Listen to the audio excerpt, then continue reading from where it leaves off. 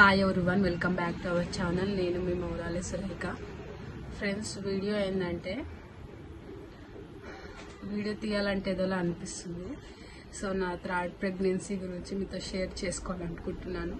కొంచెం షేర్ చేసుకుంటే బాధ అనేది తగ్గుతుంది అంటారు కదా, సో అలాంటిది అనుకోండి. సో మా బాబు పుట్టి చనిపోయి ఈ రోజుకి కరెక్ట్ 1 year అవుతుంది.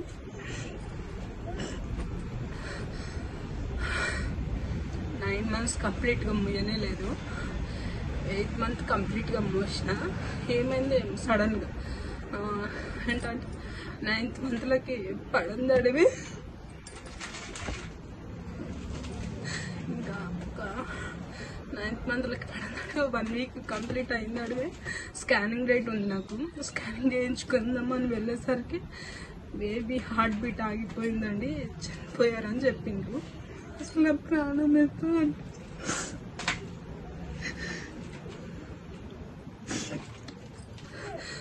అసలు ఏంటి రీజన్ అనేది తెలుసుకుంటే ఉమ్ము నీరు తగ్గిపోయింది అన్నారు. ఉమ్ము నీరు తగ్గడం నాకు వెరైటీ అనిపిస్తుంది. చాలా వాటర్ ఉంటాయి కదా, ఇప్పుడు నేను వాటర్ తక్కువ తాగినా కానీ ఏమంటారు కొబ్బరి నీళ్ళు అవన్నీ నేను ఫ్రూట్స్ బాగానే తిన్నా, అయినా ఉమ్ము నీరు తగ్గి చనిపోయారని చెప్పిండ్రు. అసలు అట్లా సడన్గా జరిగిపోయింది, ఏదోలా అనిపించింది. ఇక అసలు ప్రాణం అనేది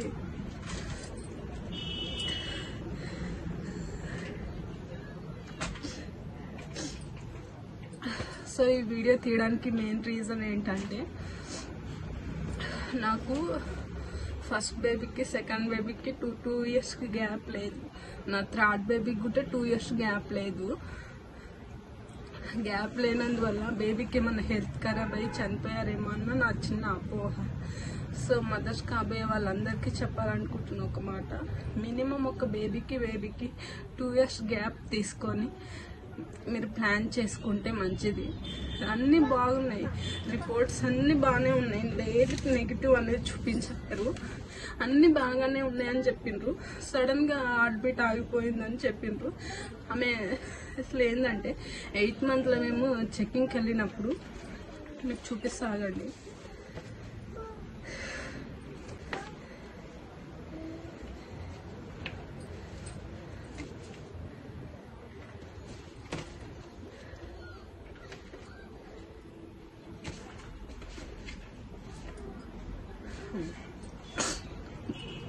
టూ 2024 8th 29 అంటే నాకు 8 months ఉన్నప్పుడు 29th డేట్కి మేము చెకప్కి వెళ్ళినాం. బేబీ చూసి అంత బాగుందని చెప్పింది, హార్ట్ బీట్ అంతా బాగుందని చెప్పింది. కావాలంటే మీకు రిపోర్ట్ క్లారిటీగా అందులో పెడతా. బేబీ అది చెక్ చేసి బాగుందని చెప్పింది. స్కానింగ్ డేట్ ఇచ్చింది. స్కానింగ్ డేట్ ఇచ్చి ఆ రోజే స్కానింగ్ చేయించుకొని ఎమర్జెన్సీగా రమ్మంటే బాగుండేది. వాళ్ళు ఈ గవర్నమెంట్ హాస్పిటల్స్ ఉంటాయి కదా, గవర్నమెంట్ ఈఎస్ఐ హాస్పిటల్స్లలో మీరు అసలు స్కానింగ్ తీయించుకోకండి. వాళ్ళు డేట్ ఇస్తే ఆ డేట్ వరకు మీరు అసలు వెయిట్ చేయకండి. ప్రైవేట్ హాస్పిటల్స్ ఉంటాయి కదా, స్కానింగ్ సెంటర్స్, అక్కడ స్కానింగ్ చేయించుకొని ఆ రిపోర్ట్ డాక్టర్ని కలిసి మీరు ట్రీట్మెంట్ అనేది చేయించుకోండి. కానీ వాళ్ళు స్కానింగ్ డేట్ ఇచ్చేంత వరకు మీరు స్కానింగ్ చేయించుకోకుండా ఉండకండి. స్కానింగ్ ఎప్పుడన్నా ఇస్తే వెంటనే మీరు స్కానింగ్ చేసుకొని డాక్టర్కి చూయించుకుంటే చాలా మంచిది. సో నా పొరపాటు, నా కడుపులో చనిపోయి దాదాపు 12 రోజులు ఉన్నాడంట నా కడుపులో చనిపోయి. అంటే నేను 8th month 29th వెళ్ళినప్పుడు నా కడుపులో బతికే ఉన్నాడు. సో ఆ రోజే స్కానింగ్ చేసి ఉంటే నా బేబీ గురించి ఏమన్నా వాడికి ఏదైనా ప్రాబ్లం ఉంది ఏంటనేది తెలుస్తుండే. సో నేను చేసిన మిస్టేక్ మీరు చేయకండి అని అంటున్నాను. మళ్ళీ ఇంకొకటి ఏంటంటే, పెద్దవాళ్ళు కానీ ఇంట్లో ఫ్యామిలీ సపోర్ట్ లేకుండా పిల్లల్ని చూసుకునే వాళ్ళు ఎవ్వరు లేనప్పుడు మీరు కనీసం బేబీ ఫస్ట్ బేబీ కనీసం 5-6 years అయినాక సెకండ్ బేబీకి మీరు ప్లాన్ చేసుకోవడం చాలా మంచిది. ఎందుకంటే ఫ్యామిలీ సపోర్ట్ అన్ని పనులు మనమే చేసుకోవాలి. ప్రెగ్నెంట్ ఉండి అన్ని మనమే చేసుకోవాలంటే బేబీ కూడా చాలా సఫర్ అవుతుంది వర్క్ పరంగా. కానీ ముందు ఫస్ట్ బేబీ ముందే చిన్నగా ఉంటుంది, ఆ బేబీని చూసుకుంటే మన స్టమక్ని చూసుకోవడానికి చాలా ప్రాబ్లం అవుతుంది. సో అందుకే నేను చెప్పాలనుకుంటున్నాను ఏంటంటే,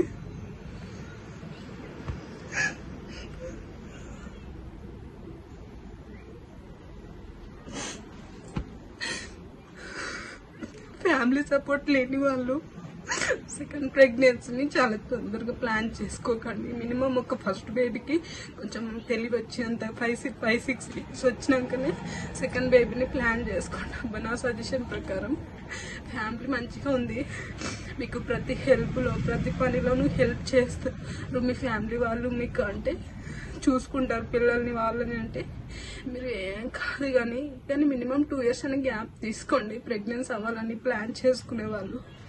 సో నాలాగా మీరు తప్పులు చేయకండి. అదే ఏంటంటే వాడు కడుపులో చనిపోయి 1 week అవుతుంది బట్ నేను మూమెంట్స్ అనేటివి నేను చూసుకోలేదు, మూమెంట్స్ గమనించుకోలేదు. మా టిల్లుగాడికి మా లడ్డమ్మకి అప్పుడే ఫీవర్ వచ్చింది. నేను అసలు సరిగ్గా చూసుకోలేకపోయినా, వర్క్ని పిల్లల్ని నా హెల్త్ని నేను అసలు బ్యాలెన్స్ చేయలేకపోయినా. సో నేను చెప్పాలనుకుంది అదే ఫ్రెండ్స్, వాడి జ్ఞాపకాలు నాకు ఇంకేం లేవు ఇవి కైజలు తప్ప.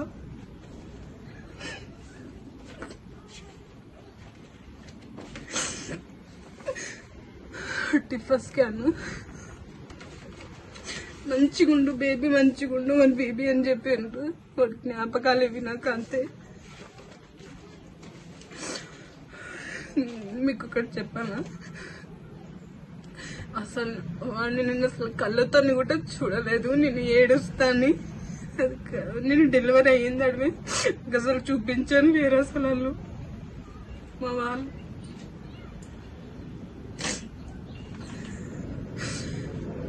వాడు బ్రతుకుంటే బర్త్డే అవుతుండే ఈరోజు హడావిడి ఉంటుండే, ఇల్లంతా బర్త్డే సెలబ్రేట్ చేసుకుంటుంటే.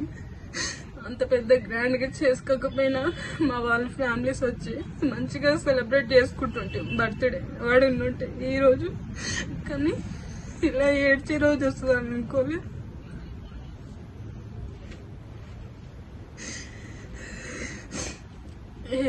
మీతో ఎందుకు షేర్ చేసుకుంటున్నానంటే మీతో చెప్పుకుంటే కొంచెం బాధ అయినా తగ్గుతుంది అని అనుకుంటున్నా.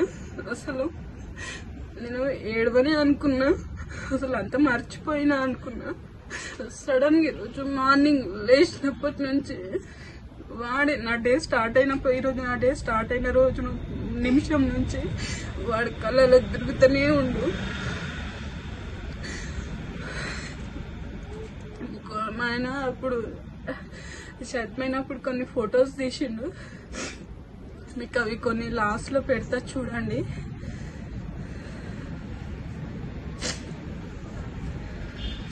ఒకటి అది ఫోటోని ఫ్రేమ్ గుట్ట కట్టించింది మా ఆయన, ఆ పెట్టెలో ఉంది. అది సారీ ఆ పెట్టెలో ఉంది. అది నాకు ఎంత ప్రయత్నించినా తీయడానికి రావట్లేదు. మీకు చూపిద్దాము ఫోటో అంటే. కొన్ని ఫొటోస్ అవుతున్నాయి, అవి మీకు చూపిస్తారు చూడండి. ఎంతమందికి అదృష్టం వస్తుందో నాకు తెలియదు, కానీ నా కొడుకు మాత్రం నా కడుపులనే పుట్టి నా కడుపులనే చనిపోయిండు. ఏ తల్లి అదృష్టం అంటుంది. అయ్యాక కూడా నా కప్పులోనే పంకుండు 9 రోజులు. అయినాక కూడా 9 రోజులు నేను మోసినవన్నీ. 9 రోజుల 1 week అయిపోయింది చనిపోయా అని చెప్పిండ్రు వాళ్ళు డాక్టర్స్. అంటే 1 week 7 days కదా, 7 days వాడు నా కడుపులోనే ఉన్నాడు చనిపోయి కూడా. 7 days కూడా నేను వాడిని మోసిన చనిపోయినాక కూడా.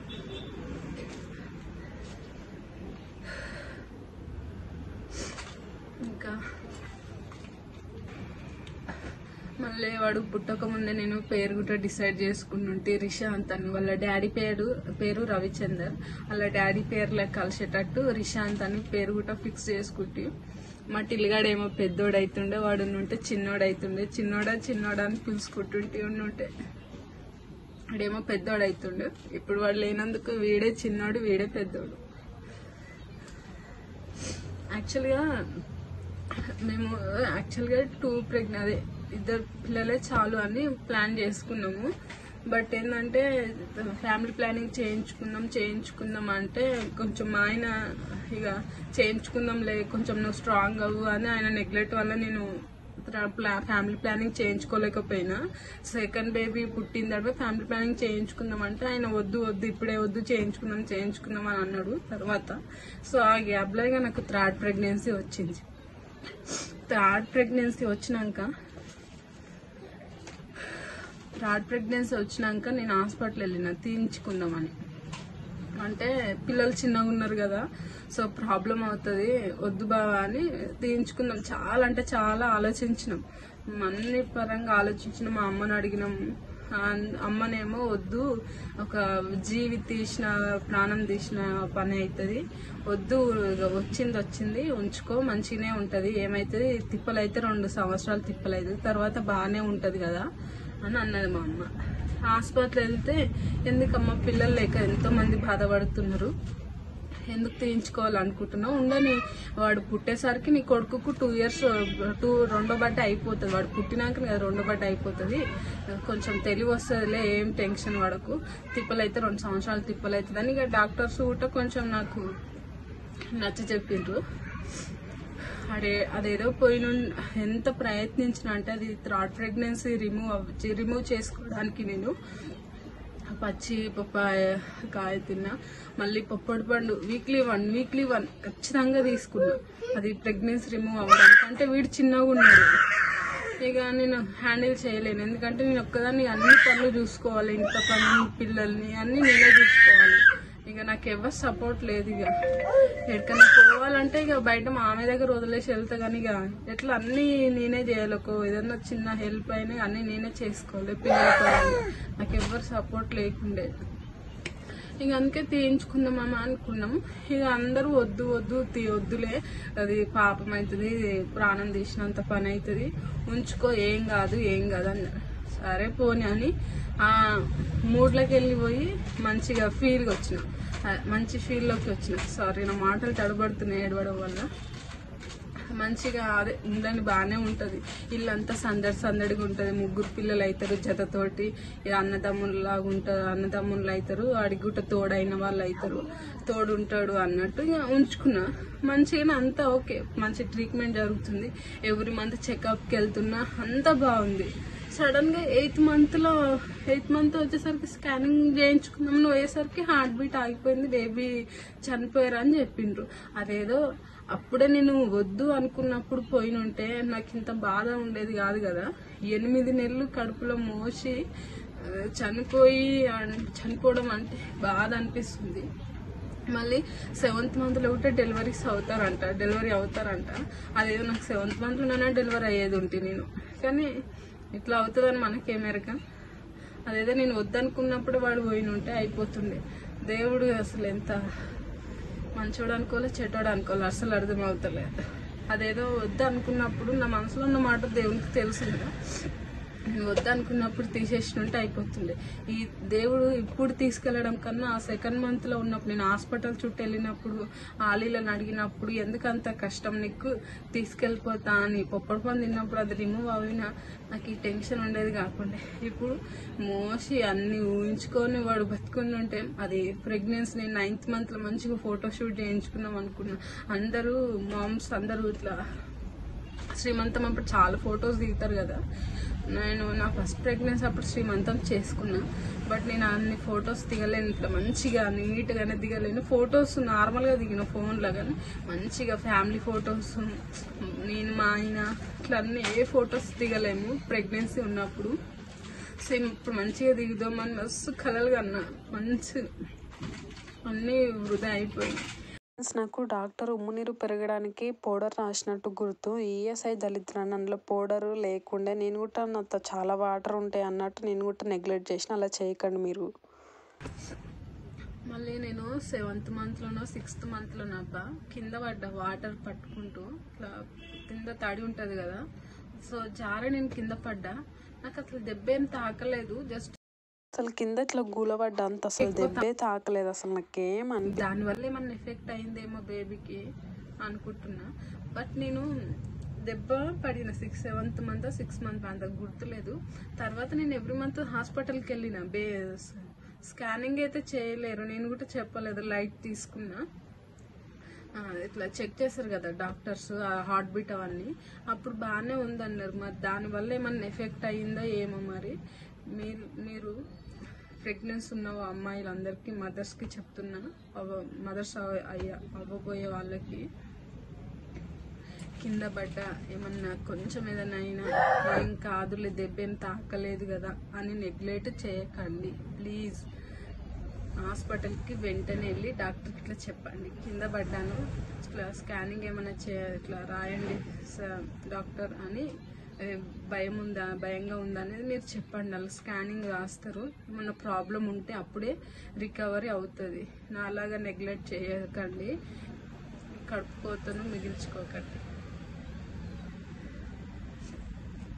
నేను బతుకున్నాను నాలుగుగా, వాడు ఏడ్చుకుంటూనే ఉండాలి. 1 ఇయర్ బర్త్డే వచ్చినప్పుడల్లా అరే ఉంటే బర్త్డే చేసుకుంటుంటే, వాడు ఉంటే ఇంత అల్లరి ఉంటుండే, ఇల్లంతా సందడి ఉంటుండే, 3 జతగా ఉంటుండ్రు. ఇక అవన్నీ ఊహల్లో తేలిపోతూ ఉండాలి. నాలాగా మీరు కూడా బాధపడకండి, మిస్టేక్ జరగకుండా చూసుకోండి, ముందే రియలైజ్ అవ్వి ఆ ప్రాబ్లమ్ ఫేస్ చేయకుండా చూసుకోండి.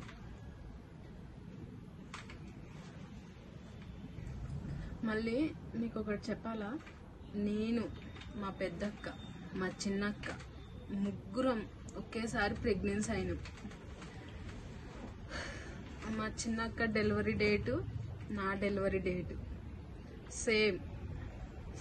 10th month 15కి డెలివరీ డేటు, ఆమెది కూడా అదే వీక్. ఆమెకి 11కి ఇచ్చిండ్రు, ఆమె 11కి అయ్యింది, బాబు పుట్టిండు, సేఫ్గా ఉంది. మా పెద్దక్కకు డిసెంబర్లో ఇచ్చిండ్రు, డిసెంబర్ 11కి పాప పుట్టింది.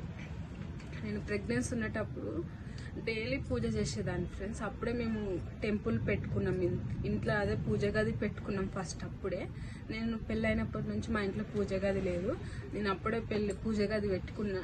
డైలీ పూజ చేసేదాన్ని. ఏమని మొక్కుకునేదాన్ని తెలుసా, నేను, మా అక్క, మా ఇద్దరు అక్కలు సేఫ్గా డెలివరీ అవ్వాలి, పిల్లలకి ఏం కావద్దని రోజు పూజ చేసేదాన్ని.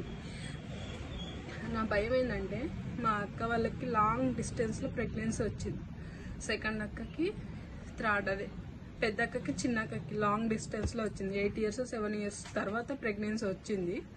వాళ్ళకి ఏ ప్రాబ్లం కాకుండా, అంటే ఎక్కువ రోజులకు వచ్చింది కదా, నా ప్రాబ్లం అవుతుంది అంటే, మా పెద్ద అక్కకి ముందు ప్రెగ్నెన్సీ వచ్చి రిమూవ్ అయిపోయింది. 2nd monthలోనో 4th monthలోనో అబార్షన్ అయ్యింది. అట్లా ఏ మిస్టేక్ కాకుండా ఎవరైనా బాబైనా పాపైనా సేఫ్గా మంచిగా డెలివరీ అయ్యేటట్టు చూడండి దేవుడు అని ప్రతిరోజు మొక్కేదాన్ని. నా విషయంలో అస్సలు భయపడలేను, ఎందుకంటే నేను first delivery, second delivery, normal delivery అయినా మంచిగా సేఫ్గా డెలివరీ అయినా. సో నా విషయంలో అస్సలు భయపడలేను. కానీ తీరా చూస్తే నా విషయంలోనే ఇట్లా అయ్యింది, అబ్నార్మల్ అయ్యింది, అంటే ప్రాబ్లం అయిపోయింది. అసలు అనుకోలేదు నాకే ఇట్లా జరుగుతుందని. అప్పుడు మేము ముగ్గురం ఒకేసారి డెలివరీ అవ్వడంతో మా ఇంటికి ఏదైనా ఉంటుంది కదా, ఇట్లా ముగ్గురు పసిపిల్లలు ఒకే దగ్గర ఉండడం వల్ల ఏమన్నా జరుగుతుందేమో, మరి దాని పరంగా ఏమైనా నాకు ఎఫెక్ట్ అయిందో ఏమో. మరి ఒకేసారి డెలివరీ అవ్వడం ద్వారా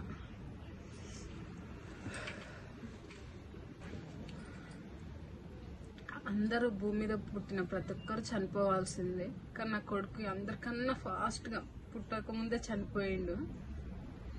పుట్టినరోజు చాలామంది ఫస్ట్ పుట్టినరోజు నాకు చెప్పడానికి రావట్లేదు మీకు ఎలా చెప్పాలనేది. అందరూ పుట్టి చనిపోతారు కదా, నా కొడుకు చనిపోయి పుట్టిండు, అర్థమైందా? వెరైటీ ఉంది నా లైఫ్ అనేది. కడుపులోనే చనిపోయిండు. 7 days 1 week 1 week అన్నారు డాక్టర్ గారు వచ్చేసి. 1 week నీ కడుపులోనే ఉన్నాడమ్మా చనిపోయి అని చెప్పాను. అంటే 1 week కూడా నేను వాడిని మోసిన. ఫ్రెండ్స్ ఇదే వీడియో వచ్చేసి. సో చెప్పాలనుకుంటుంది ఏంది ఫైనల్గా అంటే,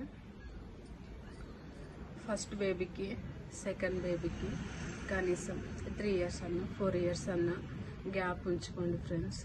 మన హెల్త్ ఇష్యూ వల్ల కూడా అంటే ఇమ్యూనిటీ అనేది తక్కువ ఉంటుంది కదా, బలము, దానివల్ల కూడా బేబీస్కి సడన్గా ఏదైనా అయ్యి కూడా చనిపోతారు. మనకు డాక్టర్లు కరెక్ట్ రీజన్ చెప్పరు. మేము మా బాబు చనిపోయినాక ఏంటి రీజన్ అనేది మేము బాడీని ఏం తీసుకోలేదు. వాళ్ళు ఇట్లా ఏమంటే టెస్ట్ చేస్తారు అనేది విన్నారు. టెస్ట్ చేస్తే ఉమ్మునీరు తగ్గిందని చెప్పింది. ఎంత ఉమ్మునీరు ఉంటుంది ఫ్రెండ్స్. నేను 8th month 29th చెకప్కి వెళ్ళిన. అప్పుడు డాక్టర్ చూసింది. అప్పుడే చెప్పాలి కదా ఉమ్ము నీరు తక్కువ ఉందని. మరి 1 వీక్కే ఉమ్ము నీరు మొత్తం తగ్గిపోతుంది. అంతగానో మన బాడీలో ఎంత వాటర్ ఉంటుంది. సో అందుకే మన హెల్త్ బలం లేకపోవడం వల్ల కూడా చనిపోతారు. సో మినిమం 3 years అయినా 4 years అయినా 2 years అయినా మినిమం 2 years అయినా ఖచ్చితంగా గ్యాప్ తీసుకొని మీరు సెకండ్ ప్రెగ్నెన్సీకి ప్లాన్ చేసుకోండి ఫ్రెండ్స్. మళ్ళీ ఇంట్లో పెద్దవాళ్ళు ఎవరు పిల్లల్ని చూసుకునే వాళ్ళు లేని వాళ్ళు కూడా ఖచ్చితంగా గ్యాప్ తీసుకోండి. పోనీ అందరూ ఉన్నారు మాకు చూసుకోవడానికి, మా అత్తయ్య మామయ్య అందరూ ఉన్నారు, మాకు అన్నిట్లో ప్రతి పనిలో సహాయం చేస్తారు అనుకునే వాళ్ళు 2 yearsకి డెలివరీ ప్లాన్ చేసుకున్న చాలా బాగుంటుంది. కానీ ఎవరు సపోర్ట్ లేని వాళ్ళు మాత్రం కనీసం మినిమం 4-5 years గ్యాప్ తీసుకొని సెకండ్ ప్రెగ్నెన్సీ ప్లాన్ చేసుకోండి ఫ్రెండ్స్. నాలాగా తొందరగా అంటే మేము ప్లాన్ ఏం చేసుకోలేము, ఎట్లయినా కనాల్సిందే పిల్లల్ని, ఆడపిల్ల అన్నాక అని. సెకండ్ 2 pregnancies బాగానే వచ్చినాయి. ఫస్ట్ బాబుకి ఫస్ట్ పాప, సెకండ్ బాబు నాకు, థర్డ్ కూడా బాబే, చనిపోయిన వాడు కూడా బాబే. మళ్ళీ టిల్లుగానికి మళ్ళీ అడ్డమ్మ కూడా 2 years గ్యాప్ లేదు, ఇద్దరికి గ్యాప్ లేదు. టిల్లుగానికి ఇప్పుడు మా బాబుకి, థర్డ్ బాబుకి రిషాంత్కి, వానికి కూడా 2 years గ్యాప్ లేదు. మరి నా బలం ఉంటుందా? ఇంకెక్కడ ఉంటుంది బలం? మనం మనుషులం కదా, బర్రెలము మేకలం అయితే కాదు కదా. సో బాగానే చెప్తున్నాం మాటలు. మరి నీ బుద్ధి గడ్డి తిన్నదని అనుకోవచ్చు. నా బుద్ధి గడ్డే తిన్నది అప్పుడు. సో సరే కరెక్ట్ నాలెడ్జ్ లేక అట్లా జరిగిపోయింది. మీరు కూడా బుద్ధి గడ్డి తిన్నట్టు చేసుకోకుండా సో అన్ని ఆలోచించి వెనక ముందు ఆలోచించుకొని మీరు ప్లాన్ చేసుకోండి. ప్రెగ్నెన్సీ రాకుండా చాలా ఆప్షన్స్ ఉన్నాయి. డాక్టర్ని కలవండి, మీరు గైనిక్ని కలిసి మేడం నాకు ఇట్లా ఇప్పుడే వద్దు ప్రెగ్నెన్సీ, నేను ఇంకా కొంచెం టైం ఉంది నాకంటే చాలా మెడిసిన్స్ కాకుండా అది ఉంటుంది ట్యూబ్ లాంటిది, అది పెడతారు ప్రెగ్నెన్సీ రాకుండా.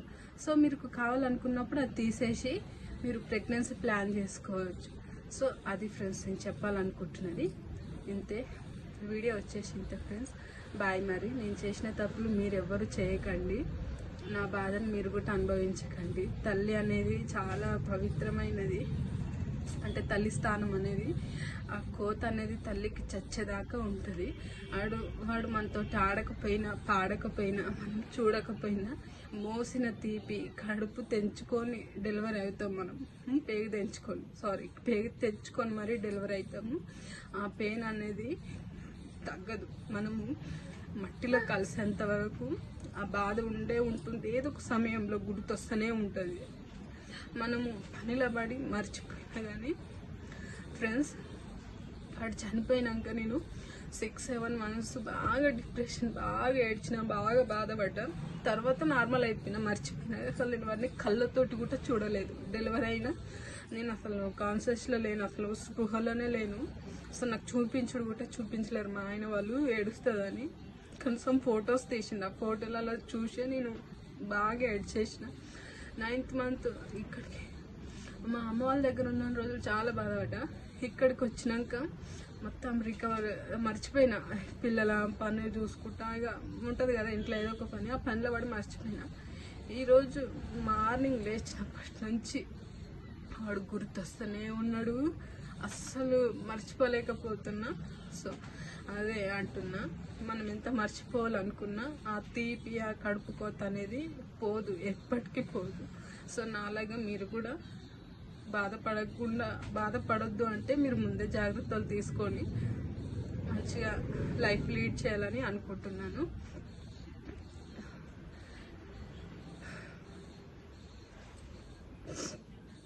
ఇప్పుడు మా అక్క కొడుకు 1 year కంప్లీట్ అవుతుంది. ఇప్పుడు నెక్స్ట్ మంత్ 1 birthday 11th, మా టిల్లుగాని బర్త్డే 8th. ఇవి వాడికి నా కొడుకు బతుకుని ఉంటే ఈ మంత్ తమ్ముడు బర్త్డే అవుతుండే, నెక్స్ట్ మంత్ అన్న బర్త్డే అవుతుండే. ఇప్పుడు నా కొడుకు కూడా నేను కరెక్ట్ 9 నెలలు నిండుగా మోషన్ ఉంటే నాన్న కూడా నెక్స్ట్ మంత్ డెలివరీ అవుతుంది. సో నాకు అబ్నార్మల్ అయింది కదా, ప్రాబ్లం వచ్చింది కాబట్టి నాకు 9th month కంప్లీట్ అవ్వకముందే బాబు చనిపోయింది కదా, ఇక తీసేసిండు. వాడు బతుకు మంచిగా ఉండి 9 నెలలు ఎండ మోషన్ ఉంటే నా కొడుకు బర్త్డే కూడా నెక్స్ట్ మంత్ వస్తుండే. నా కొడుకు కూడా సంవత్సరం పిల్లగాడు ఉంటుండే. మా అక్క కొడుకు ఇప్పుడు 1 year, నెక్స్ట్ మంత్ 1 birthday.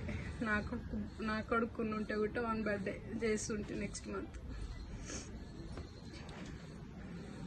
నేను డెలివరీ అయినాక మా అక్క వాళ్ళు కూడా అప్పుడే డెలివరీ అయ్యారు కదా, వాళ్ళ పిల్లల్ని చూస్తే నా కళ్ళలో నీళ్ళు ఆగలేవు. రోజు ఏడ్చుడే నా కొడుకు ఉంటే కూడా ఎట్లుంటుండే అంటే బాధ అంతా తగ్గదు ఇక మనకు బాధ అనేది.